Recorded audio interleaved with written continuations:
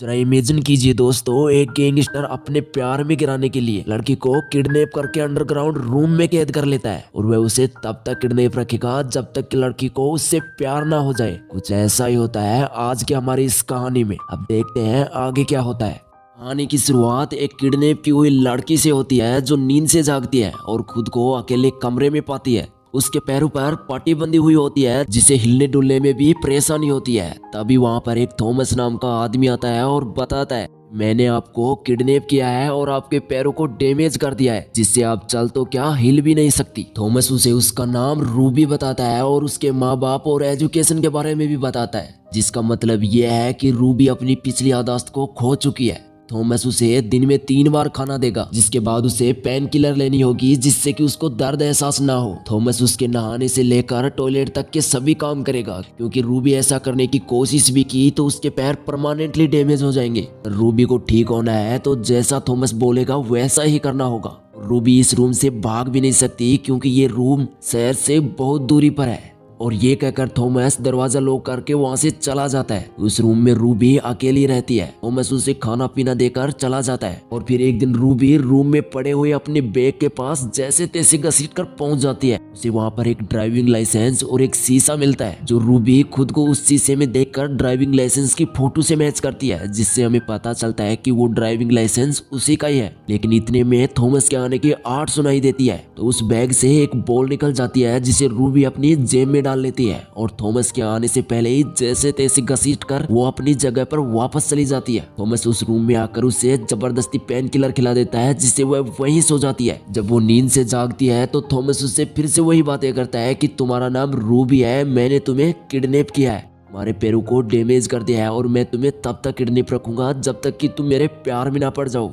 Ruby भी वही बातें फिर से रिपीट करती है जैसे मानो कि पिछली बातें उसे याद ही ना हो। और इसके बाद थॉमस यहाँ से डोर लॉक करके चला जाता है। रूबी हर बार पिछली बातों को भूल जाती है। इसका मतलब शायद थॉमस हर बार उसकी मेमोरी को डिलीट कर देता है जिससे कि उसको कुछ याद ही नहीं रहता है। लेकिन अब के बार रूबी के जेब में वो बॉल मिलती है जो उसे ये सोचने को मजबूर कर देती है कि आखिर ये बॉल आई तो कहाँ से आई। और यहीं से रूबी थॉमस पर शक होना स्टार्ट कर देती है। इतने में थॉमस आता है और खाना पीना खिलाकर नहला धुलाकर वापस चला जाता है। रूबी उस रूम में अकेली रहती है और हर बार नींद से जागती है तो थॉमस उसे हर बार वही बातें रिपीट करता है, मेरा नाम रूबी है, मैंने तुम्हें किडनैप करके रखा है। रूबी भी वही बातें फिर से रिपीट करती है और ऐसा कई दिनों तक चलता है। फिर एक दिन रूबी थॉमस से एक कंबल और एक बुक मांगती है क्योंकि वह अकेली बोर हो जाती है, इसलिए बुक पढ़कर टाइम पास करना चाहती है। थॉमस को लगता है कि रूबी उसकी तरफ अट्रैक्टिव हो रही है, इसलिए वह उसे बुक और कंबल लाकर दे देता है। रूबी उस बुक को पढ़ती है तो उसे लगता है कि ये बुक तो शायद वह पहले ही पढ़ चुकी है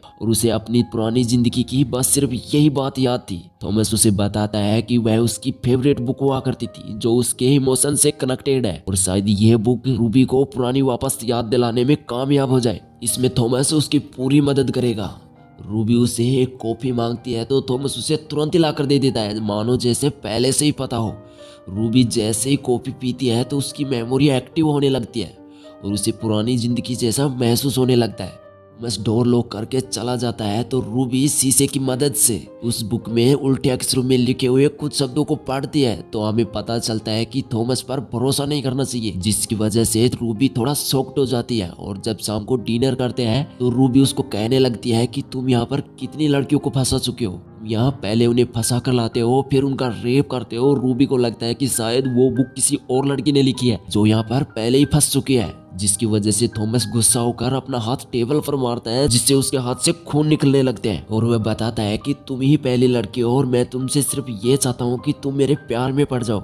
रूबी अपनी गलती का एहसास करती है लेकिन थॉमस डोर लॉक करके चला जाता है। अगले दिन रूबी अपने पैरों को देखती है तो उसे पता चलता है कि वो बिल्कुल ठीक है और वो अच्छे से घूम फिर सकती है। फिर वो उस बुक को फिर से पढ़ने लगती है तो उसे पता चलता है कि वह बुक उसने खुद ने ही माचिस की तिल्लियों से लिखी है। डिनर टेबल पर थॉमस जो कैंडल जलाने के लिए तिलिया लेकर आता था वहां से चुराकर वह बुक लिखा करती थी। वह उस बुक में ये भी लिखती है कि इस खेल को थॉमस के साथ कंटिन्यू रखा जाए। अब थॉमस के जाने के बाद रूबी उस रूम के अंदर एक्सरसाइज भी करती है। ये देखकर हमें पता चलता है कि शायद रूबी कुछ बड़ा करने वाली है और वो बिल्कुल ठीक है। बस जब थॉमस आता है तो उसके सामने वह नाटक करती है कि वो अभी चल नहीं सकती। फिर एक दिन थॉमस उसके लिए एक डिश लेकर आता है जिसे खाने के बाद रूबी को पुरानी कुछ बातें याद आती है जिसमें उसकी मैरिज एनिवर्सरी थी। जिसके बाद एक वो ड्राइंग को देखती है जो उसे याद दिलाता है कि वो उसी ने बनाई थी। रूबी थोड़ा थोड़ा उसके करीब आती है तो उसे लगता है कि रूबी उसके प्यार में पड़ रही है, लेकिन रूबी तो यहाँ से भागने की कोशिश करती है लेकिन कभी भी भाग ना सकी।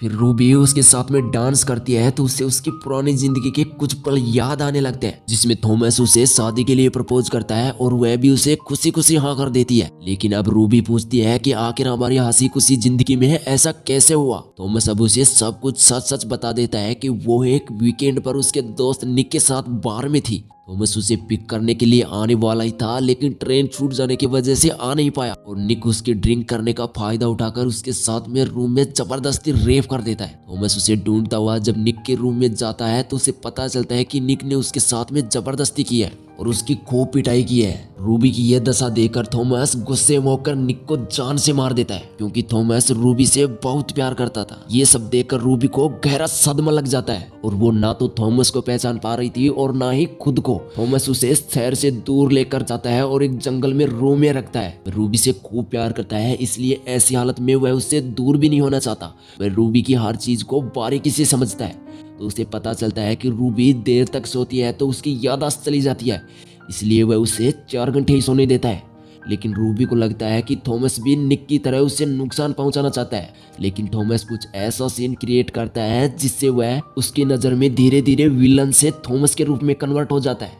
थॉमस को लगा कि सब कुछ ठीक है और वह उसे सब कुछ सच सच बता देता है, लेकिन रूबी एक दिन कांच के टुकड़े से थॉमस पर वार कर देती है और जैसे तैसे करके वो वहां से भागने में कामयाब हो जाती है।